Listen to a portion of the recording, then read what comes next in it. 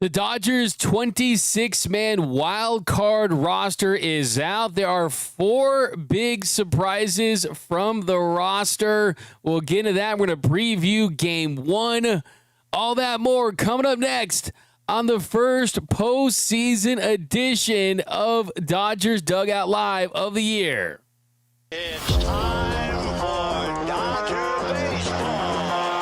Welcome to Dodger Stadium. This is the golden age of Dodger baseball. The Dodgers are building a dynasty. You got it, Warrior Parade.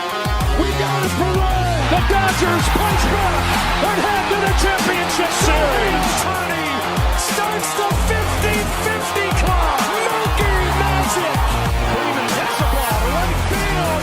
She is gone. Start the party, Los Angeles. Your Dodgers have won the World Series. Think blue, bleed blue, and I'm out. What is up, Dodgers Nation, and welcome to another episode of Dodgers Dugout Live, the #1 Dodgers podcast and Dodgers show on YouTube. My name is Doug McKain. I cover the Dodgers for Dodgers Nation. You can follow me on X and Instagram at DMac_LA. Thanks for rocking with us on the first postseason edition of Dodgers Dugout Live. If you're new to the channel, join the #1 Dodgers YouTube channel. Over 140,000 subscribers. We're doing giveaways this postseason. If you want to be eligible for the giveaway, do that down below. Giving away Clayton Kershaw 3,000 strikeout bobblehead. Comment CK3K down below. If you're going to be eligible to win, join the Discord. Thousands of Dodgers fans talking Dodger baseball 24/7, 365. So be sure to join the Discord. And also, if you're an everyday viewer of the show, hit the like button and drop a comment down below. But we've got so much Dodger baseball to get into, so let's get right into it. Leading off, the hottest story in Dodger baseball. All right, so the hottest story in Dodger baseball is moments ago, the Dodgers released the 26-man roster for the wild card series, a 3-game series against the Cincinnati Reds. You're going to have Blake Snell going up against Hunter Green tonight, and then you're going to see a Little versus Yamamoto showdown game 2, and then possibly Shohei Ohtani in game 3 if it gets to that. But early this morning, I received a text saying, expect some surprises on the Dodgers roster, and there was a picture of Michael Conforto. And now we know why Michael Conforto was left off, and that is because the Dodgers decided to go with outfield defense, to go with pinch running, and I think the impetus for the decision was to make sure that you have as many options to play Kike Hernandez because this is a short series. We'll see if Kike gets the start tonight. We'll see if you see Andy Pages in center field and Kike in left. I think that could absolutely be a possibility. And then Teoscar Hernandez in right. But the first big surprise, I mentioned it, that is that Michael Conforto is not on this roster. So let's take a look at the roster and break it down. The Dodgers released this moments ago.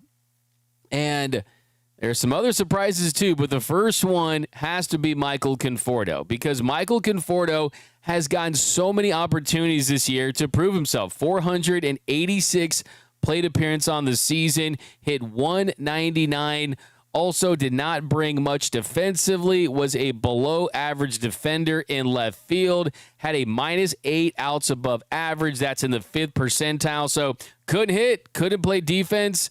And if you guys know my bet about Michael Conforto and the NLCS and World Series MVP, and then I would get a tattoo of Michael Conforto, let's just say maybe I heard some things over the last couple of weeks, but now we know it's official. And you're probably asking yourself this, well, if Michael Conforto was playing so much, well, why did he make the roster? Or why did they play him if they knew he wasn't going to make the roster? There's a couple things there. I think towards the end of the season, you wanted to just get every opportunity out of him. You want to make sure that the other guys don't get injured. I also think, too, you want to maybe keep the scouting away from guys like Hyeseong Kim if you're going to use him in spots. But I also think that just the main reason is you value defense. You value the opportunity to use Kike Hernandez, who is a postseason dynamo, who's an all-time great postseason player, Mr. Keektober. And look, it was a $17 million contract that they signed him to, one-year deal. No such thing as a bad one-year deal when you print money like the Dodgers. And they felt like this team was a better roster without him.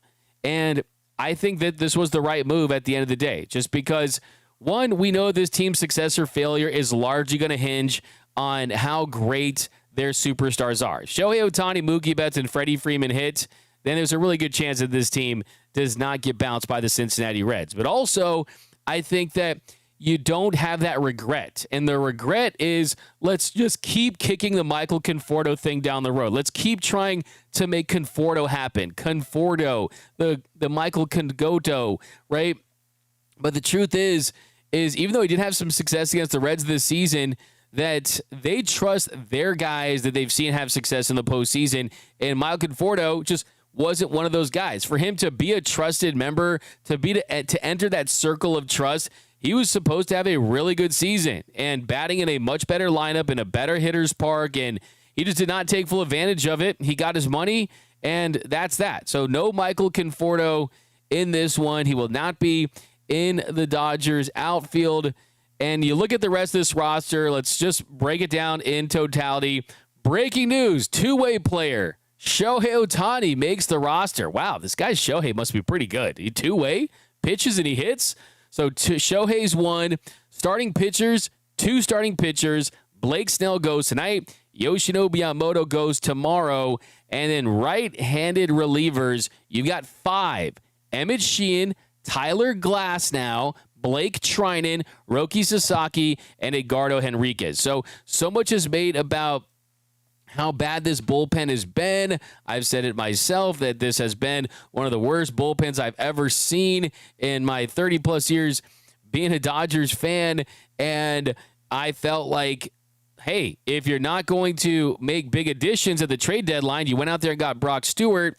He had shoulder surgery. He'll miss the rest of this year, could even miss the rest of next year. He tweeted that the surgery went well, but he did not work out, to say the least. Even when he did pitch for the Dodgers, he wasn't good. So how do you supplement that bullpen and the lack of a big deadline deal? Well, you infuse it with internal talent, and the Dodgers certainly have that. Emmet Sheehan's new to the bullpen. Tyler Glasnow. Think about this. When Tyler Glasnow is your fourth best starter, when Tyler Glasnow is getting pushed to the bullpen, that tells you everything you need to know about how good your starting pitcher depth is. The fact that they truly have four ace-level pitchers and an Emmet Sheehan who's really on fire of late, and a Clayton Kershaw who can still get the job done. So Tyler Glasnow provides bullpen outs, a guy that would be the game one starter for most teams around Major League Baseball. That tells you the Dodgers are healthy, and they have so much talent and so many aces. More aces than a deck of cards in Vegas. That's how many aces this team has. And then you also consider Roki Sasaki, who last two appearances out of the pen, he was electric. The at-bat that stands out to me was challenging Cal Raleigh in Seattle in a raucous environment on the road, and having the confidence to go with that forkball, that splitter on three pitches to get him out, to get him swinging, and then just the confidence, the velocity is back. He's throwing 100-mile-per-hour fastballs again. You're seeing the conviction with the fastball. You're seeing a two-seam or a sinker worked in there that's running into righties. It helps righties stay off that fastball. So I'm excited to see what he can do. You also saw a lot more slider from him during his rehab. So Roki's ready to go. I dubbed him the Roki of the Year last offseason, and I am hoping that, yes, even though that did not come to fruition, that we could see the Roki of the postseason, a Frankie Rodriguez-like impact on this Dodgers team. I want to see him closing out games occasionally. Blake Trinan's look better, and Edgardo Henriquez, he was dominant over the weekend, so you feel good about the righties. And then there's the left-handed relievers. The Dodgers took 4 left-handed relievers, and this is our second most surprising move of the roster. and that is that you've got Alex Vesia 1, Jack Dreyer 2, Tanner Scott 3, Justin Robleski 4, and you notice the omission of a 1 Anthony Banda. Bitty Banda.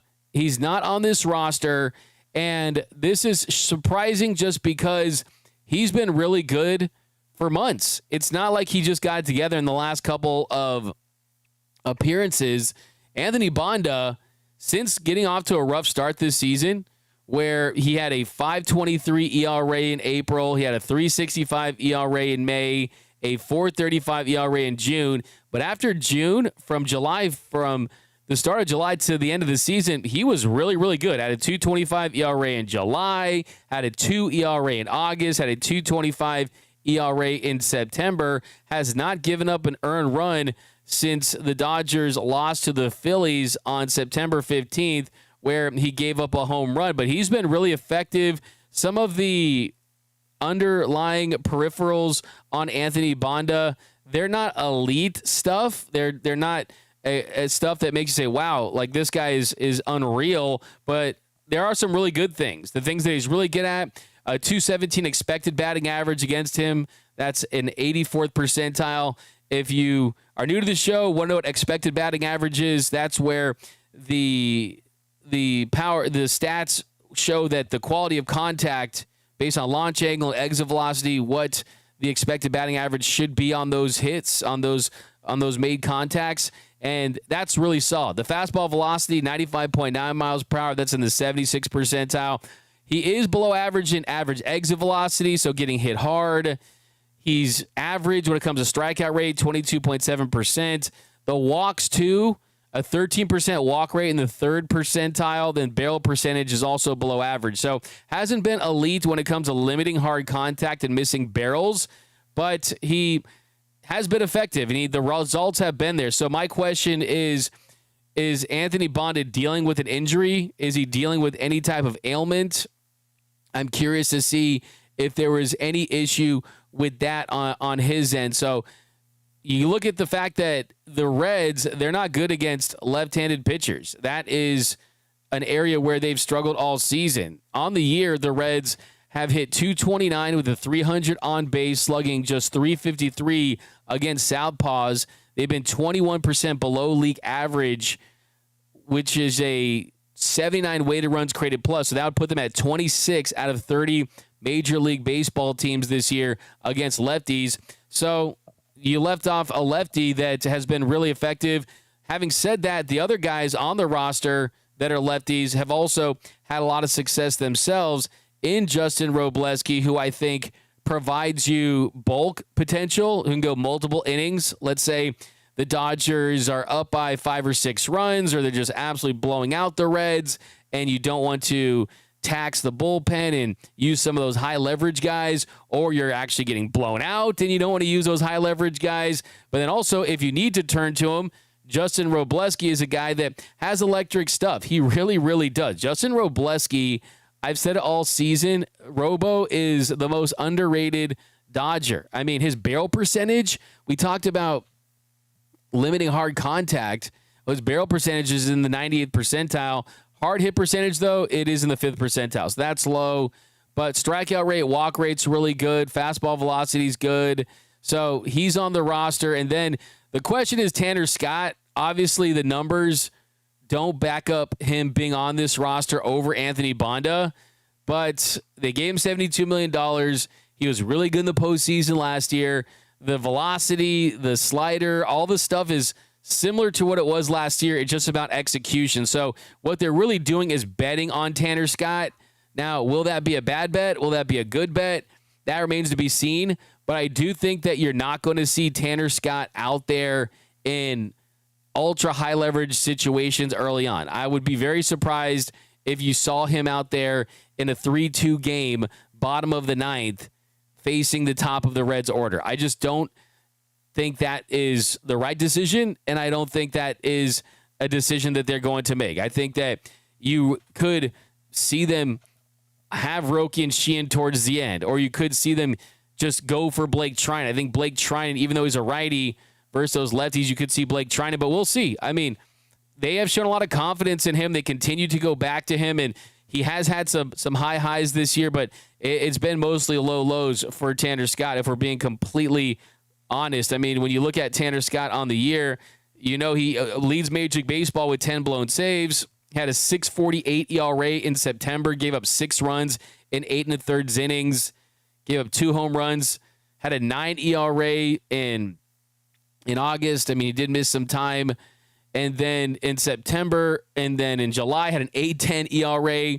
His best month was August when he posted that 1.35 ERA. But outside of that, he also was good in April at a 0.82 ERA. So basically for Tanner Scott, 2 months of the season, he was really good.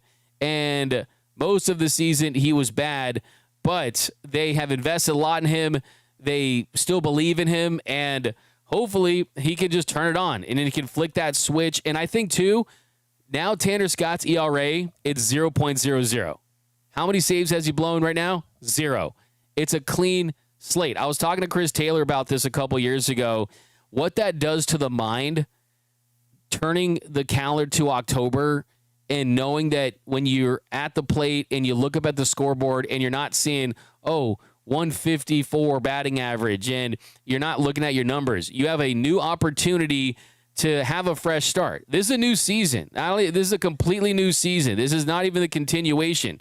Like Blake Trinan said yesterday, you just want to get to the dance. You just want to punch your ticket, and now when you're here, it's on. And hopefully that's the mindset for Tanner Scott, is just knowing that he has an opportunity here to completely wipe away and go full-blown Men in Black pen, have his regular season erased from our minds if he comes through in the postseason. So that's a surprise. The third surprise is you look at the catchers. Ben Roortvedt, he's going to be the primary catcher. The Rottweiler, Benny the Vet Rodriguez, Dalton Rushing is going to be the backup. And then, as we've been saying on this show for the last week, Will Smith on the roster as a pinch hit option. And I was at Dodger Stadium yesterday for the practice, and you didn't have too many hits. I think Muncy got a hit. Will Smith took an at-bat. Bobby Miller was there. Kyle Hurt was there. But I asked Dave Roberts about the update on Will Smith, and I asked him yesterday if he could be a viable option as a pinch hitter, even though he's dealing with the hand microfracture. Here's what Dave told me. Dave's any update on Will Smith? Will is in the cage, taking batting practice, came out of it well. He's going to take part in the live session outside tonight during our workout, so encouraged. And is there any consideration maybe keeping him on the roster even if he's not catching as a potential like a pinch hit option? If he can get through today and feel good, then it's a viable thought. Yeah. So there you go. Kind of tipped his hand a little bit. And that's what I was hearing, that they were leaning towards this because of how Will Smith felt. And just look at it this way. I mean, if it's the 7th inning and you need a big moment and the Dodgers are trailing, do you want Ben Roortvedt to take that at bat? Because even though he's been great, even though there's been a lot of hype around him, he's still not a good hitter. Let's just be honest. He's a good at bat, not a bad hitter, but he's not a Will Smith. He's not going to hit you a 2-run bomb. He's not going to win the Will Smith versus Will Smith battle like we saw Smitty do back in the 2020 postseason. I mean, I dubbed him the Clutch Prince for a reason, and that's because some guys you won those situations, some guys you do not. Will Smith is a guy that he's at his very best when the lights are the brightest, when you need a big hit, when it's crunch time. So to have him as a pinch hit option off the bench, if it comes to that, that's a great opportunity. This year, Will Smith,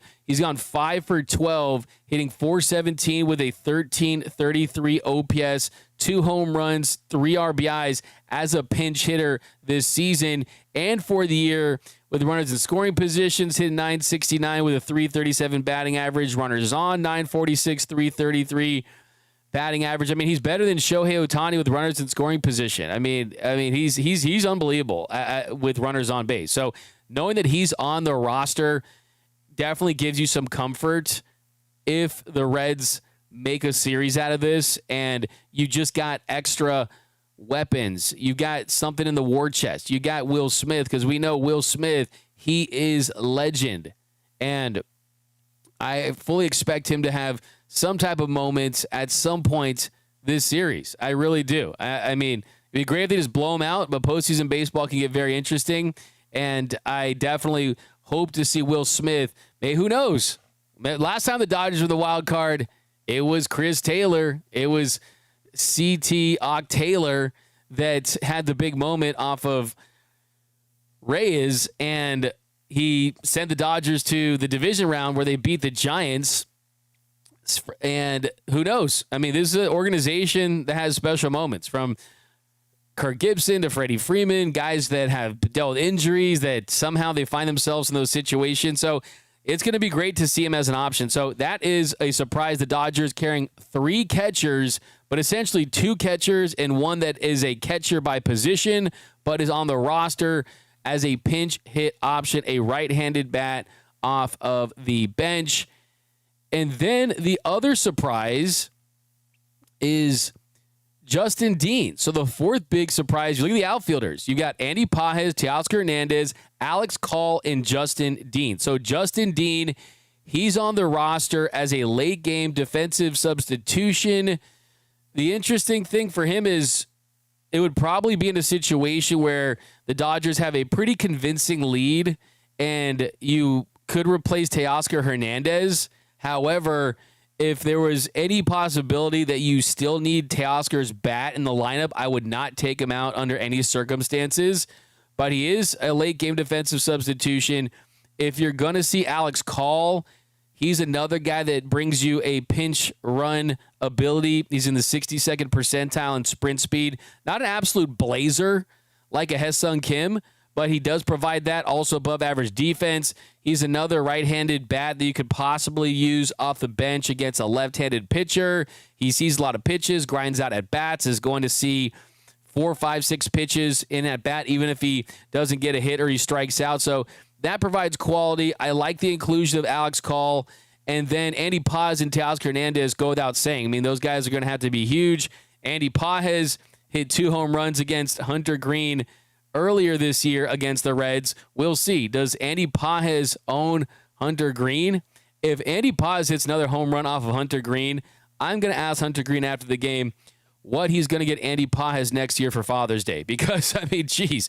But that's a surprise. Justin Dean on the roster. And then a slight surprise is the infielder outfielders. You got Tommy Edman, Kike Hernandez, and Hyeseong Kim makes the roster. And over the last couple of weeks, Dave has kind of, if you listen to his comments, said he was, it's been great that Kim's just came up and got those at-bats and has gotten valuable experience.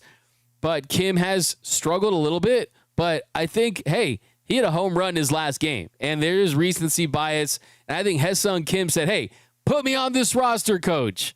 And we might not see a lot of at-bats for him, but that's certainly something that you value in a close game, having a guy that can come off the bench and run for you. And I think that the bigger picture here for Hyeseong Kim isn't necessarily the wild card round. It's for the rest of the postseason, because he was one of those final guys that was either going to make the roster or you weren't going to see it all. And the fact that he's on the roster and Conforto's off tells you that they're going to utilize him in the DS, CS, and hopefully the World Series as they make this run. Not hopefully, when they go to the DS, when they go to the CS, when they're in the World Series. Slap myself. Whoosh. And not if, when, right? So great to see the comment on the roster. So that is the roster right there. The Dodgers infielders, Freddie Freeman, Mookie Betts, Max Muncy, Miguel Rojas. I think you'll see Rojas at second. And they take 15 position players, 11 pitchers in the best of 3 against the Reds. So, yeah, well, I think other big thing, how does Ben Rortvedt handle this? Rortvedt, since he was picked up by the Rays in that 3-team deal at the deadline, no one talked about him, and he is going to go on to be the most significant trade deadline acquisition for the Dodgers, because Alex Call might get some opportunities. Who knows? If he has a moment, it's possible. But to catch is so important. And Brock Stewart, let's be honest, Brock was a bust, and that's just a fact.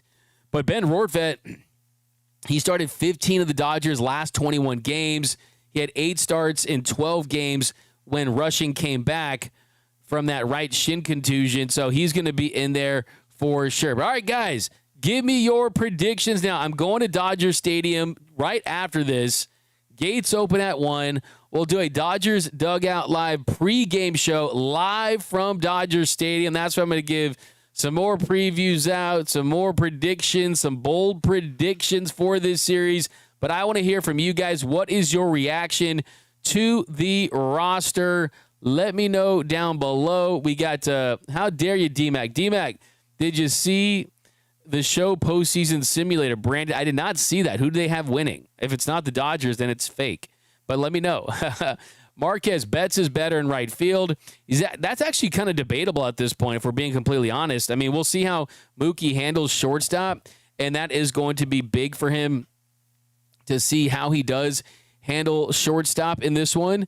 But it'll be interesting to see if he has an error or a misplay early, because I'm sure there's going to be nerves, and that's going to be something that he's going to have to handle. But as far as the metrics go, he has lost a step in right field. He's not the same right fielder that he was before he suffered that hip injury a couple years ago, and he's hitting again. So I think he's earned the right to be the Dodgers shortstop in the postseason. If something happens, if he goes full-blown Gavin Lux mode, then you do have Miguel Rojas, and you have Kike Hernandez, you have Tommy Edman, you have plenty of options that can take over Hyeseong Kim. But D-Mac, take Dustin May off the banner, DJ Vader. I'm going to have my graphics guy make me a new one. I will. I know it bothers me too.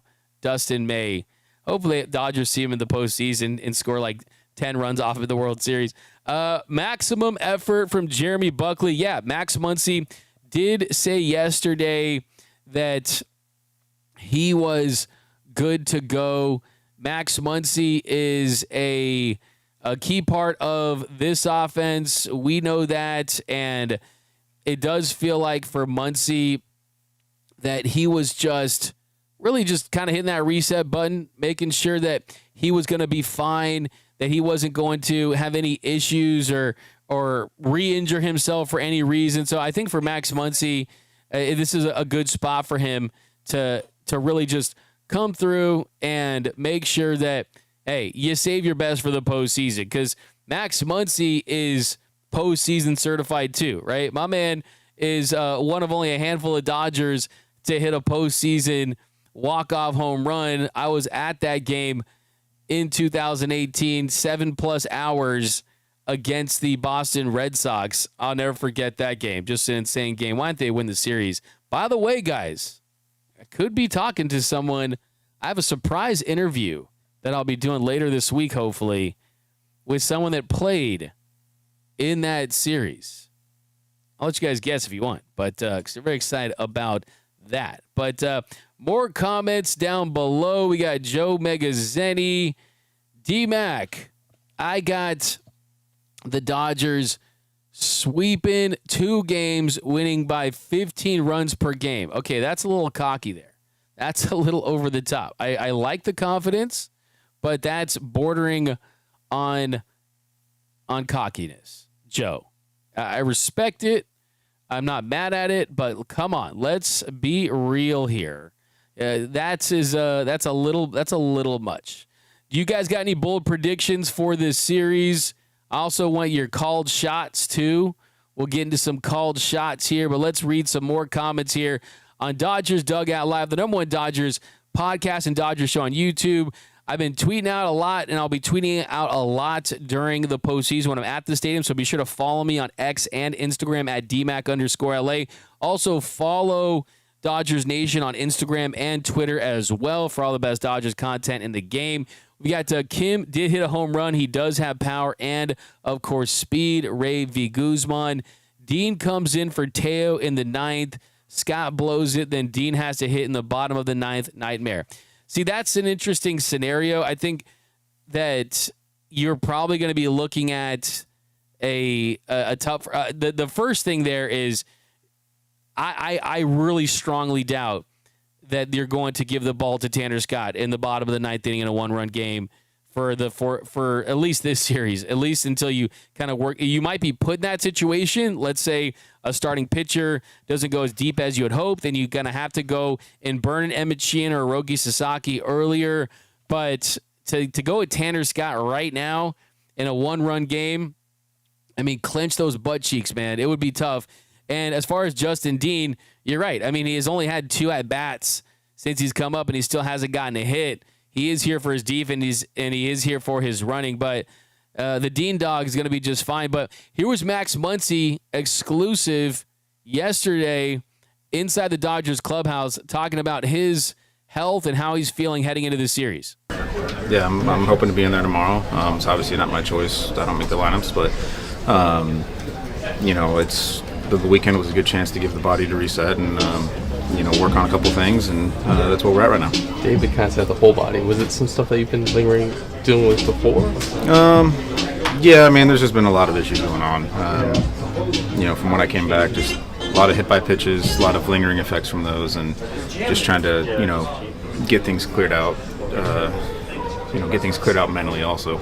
You've been dealing with stuff with the oblique that originally was trying to put you on the IL, or is that something that's completely separate? That's something that's completely separate. I wasn't sure if you mentioned this or not, but is your availability for tomorrow still in question? No, I'll be ready for tomorrow. Yeah. I'll be ready for tomorrow. I'm taking my IBPs today, and we're doing everything today, so yeah, I'll be ready for tomorrow. Is there a difference coming into this postseason, coming off the last year as opposed to the last couple, and just kind of the pressure can build when you guys haven't won? I think is there a different kind of vibe coming into this October? You would think, but the pressure's always going to be there. Especially when you're this team, when you're the Los Angeles Dodgers. There's a lot of expectations around you, and there's a lot of pressure. But for us, the challenge is not letting that pressure get to you, and finding our rhythm, finding what's going to work for us this year. And each year the team has to find their identity when they get to this point. You have an identity during the regular season, and then you have to find a whole other identity in the postseason. And the past several years we've had those 5 days off where we've last year we obviously conquered it, but the years before we struggled to find our identity going into the first couple games. This year we're going to get thrown right into the fire, so we got to find that identity really quick. And I trust everyone in this clubhouse for sure. I don't think that's something that we're going to struggle finding. I feel like the last couple of weeks have been kind of a good starting point, at least for finding what that postseason identity kind of looks like for you guys. Maybe a little bit. I mean, the team was playing really well the last couple of weeks. Things are starting to fire on all cylinders a little bit. We were starting to get complete games from the team. This past weekend the bullpen was amazing. Starting pitching obviously was amazing, but we weren't running guys out there for 6-7 innings. And that's the when you have things locked up and you can't gain or lose any position. That's kind of the thing that happened. And our starters did a good job getting their work in, and the bullpen came in, did an amazing job. And I think offensively and defensively we played really good games. And I think it just the team's starting to fire on all cylinders finally, and it's something that we hadn't really felt all year. Dave talked about how flipping a switch is kind of a negative thing with the team. Yeah. Has that kind of what's happened here down the stretch? Well, you would kind of hope that we flipped that switch earlier versus having to try to flip a switch, in the middle of a series. And that's something that, like I was just saying, I think we've dealt with that in the past where you try to flip that switch against a team that's already been through the fire of a wild card series, and it's really tough to do. So hopefully for us, we've been able to, flip that switch in the last week or two, and just, carry that momentum into the series. You won 15 of the last 20. What changed? It's baseball. It's I don't know that I really have the answer to that question. It's one of those things where it's just baseball. You go through a long season, and we've said it all year. We haven't felt like we've been clicking on all cylinders at the same time all year long, and maybe the last couple of weeks we finally just started getting into that groove a little bit, and so it's definitely a sight to see. When you guys clinch, you said it's kind of a weird year. Like, how much of that weirdness can start to get wiped away if you guys just have a really strong October here and sort of win again? I mean, I think all of it goes away. But it hasn't been a weird year. It's been a long year. You think about at this point 7 months ago we were on the other side of the world. We've been through a lot this year, and to end up in the spot that we're in right now. We're in a great spot. We're in the postseason. That's all that matters. That's what we've been saying all year. Really, all that matters. And anything can happen once you're in October, and we've seen that however many times over the last several years. And so for us, it's understand that just because of who we are doesn't mean we're going to win a series. We have to go out there and perform it. We have to go out there and practice and prepare for it the right way and really try to understand what we need to be doing against the Reds. And this is one of those few moments through in a baseball season where your opponent actually does matter. But also at the same time, we're still playing ourselves just as much as we're playing the other team. And so we got to go out there and do everything the right way. Your opponent's got to go. There was Max Muncy talking to reporters. He's going to be fine.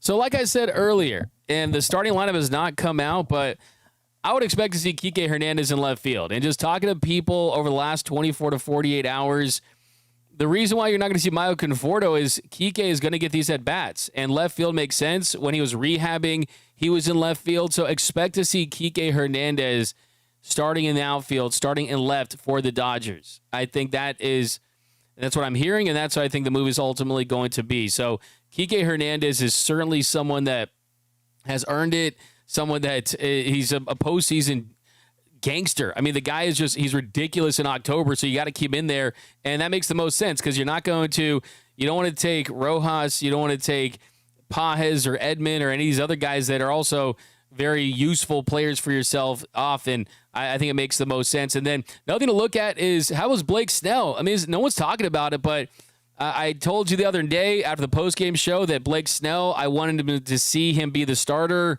And, a lot of times when I'm saying I'm thinking something, it's because I'm hearing something. And Blake Snell getting that start, it makes all the sense in the world. It lines up this rotation for a deep postseason run.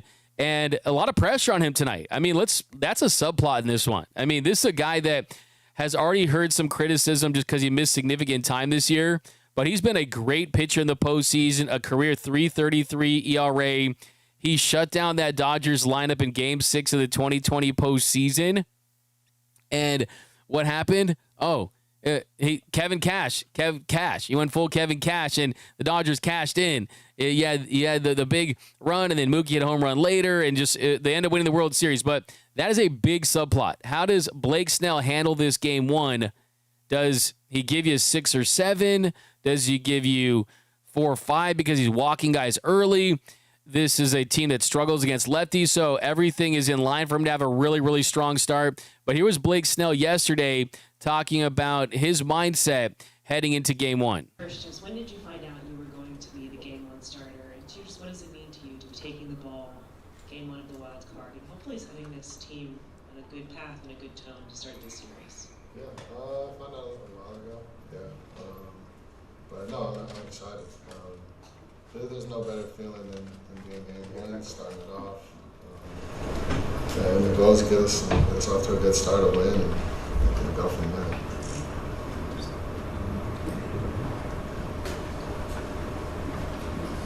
Hi, Blake. Last time you faced the Reds, you threw a no-hitter.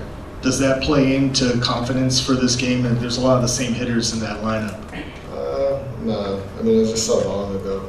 They've changed, I've changed, a lot's changed. And this is a postseason game, so stakes are higher. So it's going to be a more exciting game. Good chess match, I got good hitters, guys that are hot. I'm excited to see the matchup. Blake, is there anything you can point to? Last 3 starts have been really good outings for you. Is there anything specific you can point to that maybe you tweaked, you figured out, that have led to those results? Yeah, I mean, I just feel, understanding. I'm able to know what's working, go with it. I'm not trying to force pitches when I know that, they'll win even if they're not that good. Attacking with the fastball, and I've been locating it well. So a lot of just good feel and understanding for the game is putting me in good positions to have good results.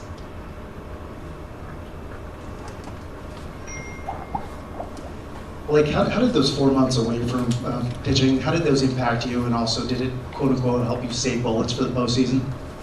I don't know if it helped me save bullets for the postseason. Those 4 months were tough, man. It was a lot of work, a lot of back and forth, and trying to push, but trying to be smart at the same time. Yeah, those 4 months were tough. I might not have pitched, but man, it was a lot.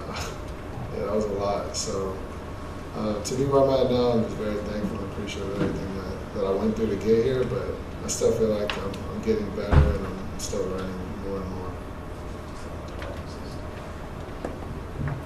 Yeah, Blake, during those 4 months and even this past offseason when you were going through free agency, how much was pitching in October for this team sort of something that was front of mind, and how much is that something that's going to be meaningful for you sort of this next month?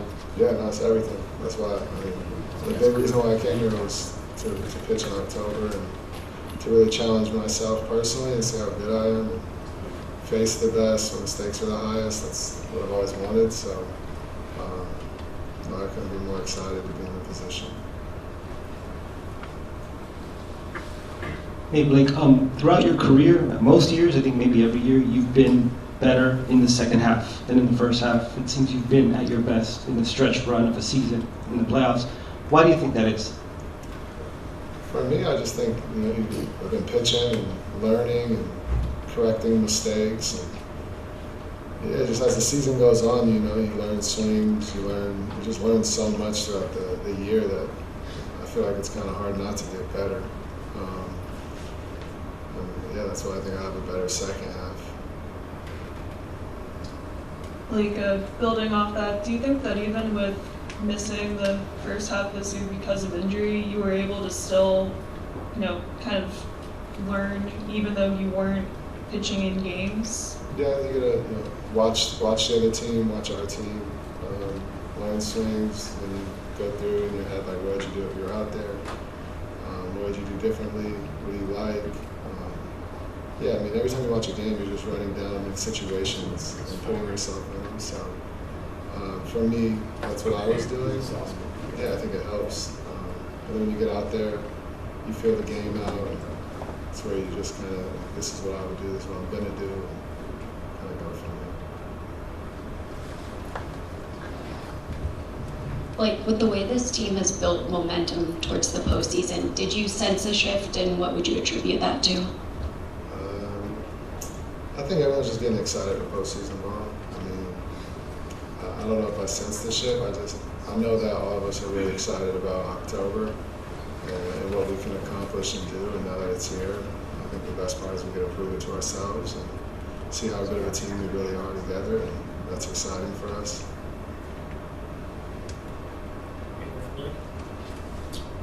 Thanks, guys. So there was Blake Snell, going to be a big night for Snellzilla. And then here was Mookie Betts talking about this season, how it's gone for him. And that's another thing to watch in this one is how does Mookie Betts perform at shortstop?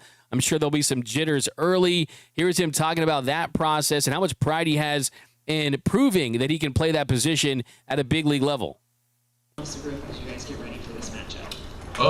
I think once you get to postseason, everybody kind of, it's the same, it's a new season and you got to play good baseball no matter what. These teams didn't make it here on accident, it wasn't luck. So every team is going to be really good. But that's what makes it fun, and I think we just have to play our brand of baseball and don't worry about the rest of it. Just kind of is what it is, and not really focus on what they bring, but kind of what we can control ourselves and having good at bats and throwing strikes.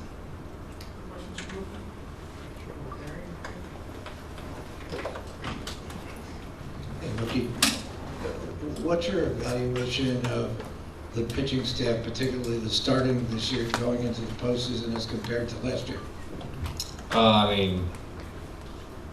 We have 4 or 5 starters now, so definitely a deeper there. And guys have been pitching really well. They kind of feed off each other.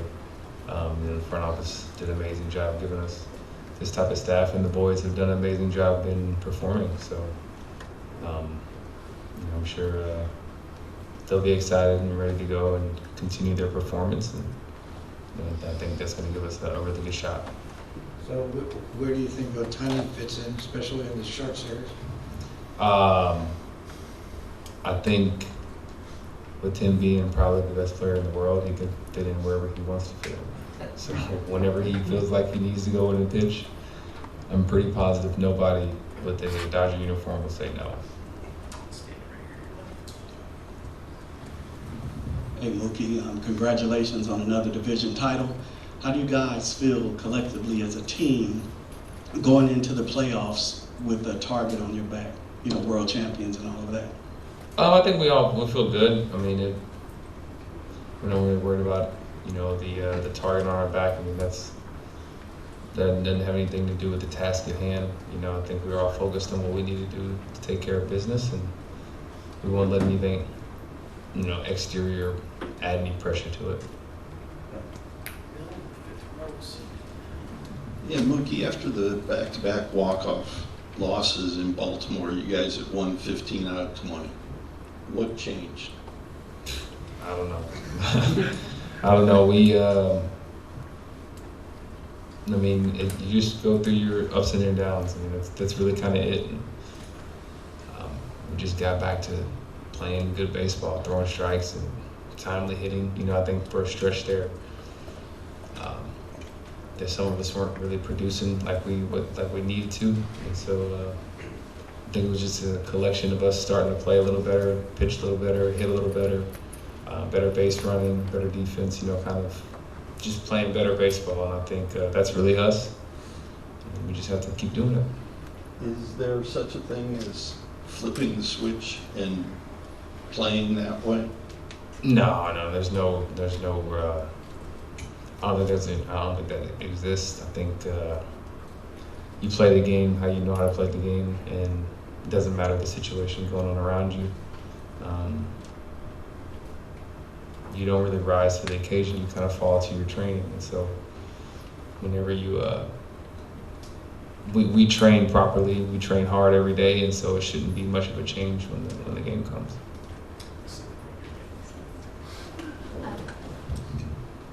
You mentioned pitchers feeding off each other, and I guess in the notion of timely hits, do you feel like in your lineup you guys feed off each other as well? Yeah, I would definitely say so. I definitely would say so. But in the beauty of it is anybody can start it. It doesn't just start from Shohei or Freddie or myself. It starts with Pies and Tommy Edman, guys down there. Sometimes it's been worked at, So you can start anywhere, and I think that's why we're so good. And you got to play 9 full innings to beat us, and we just have to keep applying pressure like that. Mookie, you've obviously done this before and reached the pinnacle a couple of times. This season, every playoff run usually tells a different story. Yes, there can be some similarities. For you personally, what feels different heading into this one? It's a new year. I mean, different challenges. I think I just try and stay present, and so I don't really know to answer the question. Just because we'll find out as we go. And like I said, this postseason will definitely pose different challenges, different things that you have to do, different teams, and so it'll be fun. And I'm ready for whatever it brings. Hey Mookie, I know this is just like who you are now, but the fact that the games matter now more than ever, and you're going to be your shortstop in this stage, like what kind of pride do you take in that, and what does that say to you about just the progress you've made there in the last 11 months or so? Yeah, I take a lot of pride in it. Just because starting the season, I wasn't sure if I was going to actually end the season there. I thought there may have to be adjustment at some point, just from lack of trust or whatever. I just didn't know. And I got to give Woody a shout out, my boy Ryan. Ryan Goins, who I would call all the time, go over situations and what he would do. Just we've been best friends for a long time, so he definitely helped me through this process. It's just I'm just proud of myself for making it all the way through the year and actually achieving a goal that I kind of set out to do, and that was be a major league shortstop. And I can say I did it. I can say I was good at it, and now it's just a matter of going and doing it on the big stage. I'll be nervous just like everybody else. It's my first time playing short in postseason when it really, really matters, and so I'm sure there'll be some butterflies in there, but that's all in the love of the game. And just looking back, now that you've had some space from it, what do you think is the biggest reason why you got right offensively over these last few weeks, months? I think I just was finally able to get my strength back and sustained strength. It's just hard to gain your weight and sustain strength in the middle of the season when you're traveling and doing all these things. So I think I finally got all that back and was able to fix a couple mechanics. And didn't really have to try and add on power anymore. I could just swing and let it do its thing. Mookie, you just said, when you started the season, you weren't sure if you were going to end the season as short. At what point did you kind of think, okay, I got this? When I started playing short and I didn't have to think about it. I could just go out there and just play. And now, when I go out and play shortstop, it's like I'm going out to right field. I don't have to think about it. My training is good. I believe in myself. I believe in what I can do. And now it's just go have fun. When the ball comes, it's have fun. And so that's when I knew I could finish the season like that. I don't know when it happened, but there was just a point. I think it was after probably 3 or 4 errors. I probably had about 3 or 4 errors because I was making errors I had never made before. I'd never been in these situations. And so once I got in the situation and understood how to do it, I did it wrong and understand how to do it, just have fun after that. Yeah, Mookie, is there anything about that transition to shortstop that you learned about yourself in that process that allowed you to sort of help with the offensive struggles over the course of the season? Just about sort of how you handled that adversity, how you handled kind of dealing with something you'd never dealt with before? Yeah, I think probably when that moment I had where I could just go have fun and play short, then I could kind of flip my brain back to hitting. It's hard to go back and forth. It's a learned behavior going back and forth between defense and offense. And when I was in right, I didn't have to do that. I was just playing right, and then I didn't have to think about playing right. And so at first I was playing short and had to think about everything was short and what came with that, and then had to flip it back to offense. And then once short became where I didn't have to think about it anymore, I could really think about offense.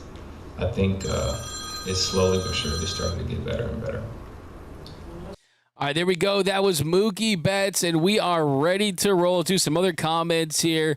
We've got SD, this is from MTV Gen. SD Chattering Sports Radio Morning Idiot said today that the Reds would smoke the Dodgers. Outrageous. We must play without mercy. Who cares about what did we say the other day? It's not season done for San Diego. SD stands for second to the Dodgers. Okay, so there we go. We have that. We got Nando, Blake Snell. Rapping is like Mark Madsen. Is like D-Mac dance like Mark Madsen at the Lakers celebration. Blake Snell raps like Mark Madsen and D-Mac dance Nando 390. Hey, Blake Snell got some bars. There's just a couple comments here, guys. We got Dave S. Mookie looks like he just woke up from a nap. Andrew, I'd have Klein over Scott too. The thing is, Andrew, Will Klein is not eligible. He just got optioned when Andrew Heaney came up, so you can't use Will Klein until the NLCS. So it's someone that could be an option later if they get deeper into this postseason, which I certainly think they will. Pink Bear, I'm going to miss baseball when all this is over for the year. Well, hopefully, Pink Bear, you get this baseball thing for a whole nother month. Keith Potter, betting, better hitting, better fielding, better pitching, better pizza, Papa John's. Keith Potter, that's a comment of the show. That's a comment of the show. You win. Perfect. You're right. Pavetta's jersey is soaked. A couple more. Dodgers will win games 1 and 2. Book it. All right, who's hitting a home run tonight? Still is crazy, though. I wonder what D-Mac's doing right now. NSA, just doing some research, looking at some stats. Beer Samba, Tigers versus Guardians right now is a nail-biter. Yep, enjoy the postseason. October baseball is here. Beer Samba, these interviews are so exhausting. Man, it's got to see what they're saying. BL Boy, D-Mac, we all go all season with Conforto basically giving us 23 outs per game on offense, but only now is he out, replaced him months ago, and maybe we have him. We have home field throughout. So that's an interesting take. I will say that Kike was injured for a long portion of this year. They didn't go out and they didn't get a big dynamic outfielder. And also, too, he was almost like an innings eater as a position player. And maybe this is just the 4D chess game of it, where Dave Roberts is showing the organization, hey, man, like, I'm going to play this guy so much that you can't keep him on the postseason roster. If you limited his playing time and he came through those spots, maybe he's on the roster. So I think that this was a very long sample size of him, or wasn't even a sample. It was, hey, you go back to Costco and you just keep going back to the sample person, and you're like, oh, this is for my wife and kids, and you take 3. They took too many samples of Michael Conforto, it feels like. But, yeah, that's just kind of where they're at, and they just didn't have that many great options throughout the year. And there's injuries. Tommy Edman was injured. Teoscar Hernandez was injured. I mean, the good thing about Conforto is, for the most part, he was healthy throughout this season. But you see the Tigers won game 1. See Tarek Scoop, I think, like 14 punchies, which is crazy. All right, guys, I have got to run. I'm going to the stadium. We'll do a live before, so when you're driving home, when you're driving to the game, go to Dodgers Nation YouTube. We'll do pregame coverage as well. That's when I'm going to get your called shots. We'll do bold predictions. We'll talk about everything that Dave said. Andrew Friedman's going to speak soon, so I got to head out. But the way we're going to end today's show is the starting pitcher tonight. We know that Shohei's a two-way star, pitching and hitting, but Blake Snell, he can pitch and he can rap. Here's Blake Snell's bars. And we'll see you guys later. My name is Doug McKain. Follow me on X and Instagram at DMac_LA. Hit the like button, subscribe, comment down below. See you guys later. And until next time, think blue, bleed blue, and I'm out. But it's just for show. You keep it amateur while I keep it pro. I'm about my business while you're about your dough. I'm about my fans while you're about your host. You on the game like a buddy knows it comes and it goes. You don't make me head nod, you make me dose. My future is bright and your future is so dim. I'm on the game like Jack when he broke through the rim. So I look through my glasses and what do I see? Your boy B. Snell is tearing up this beat. So I'ma hit you like Ali did versus Frazier. In rip, knockout, now where is my paper? RP to Frazier and all of my haters. I'ma keep it 100. So hit me on my page like Jordan did the game 6 when he hit him with that fader. I'm in my prime like Magic on the Lakers. There we go, Blake Snell. But all right, see you guys tomorrow. See you guys a little later, a couple hours from here. Think blue, bleed blue, and I'm out. Start the party, Los Angeles! Your Dodgers have won the World Series! And when the upcoming winter gives way to spring, rest assured, once again, it will be time for Dodger baseball.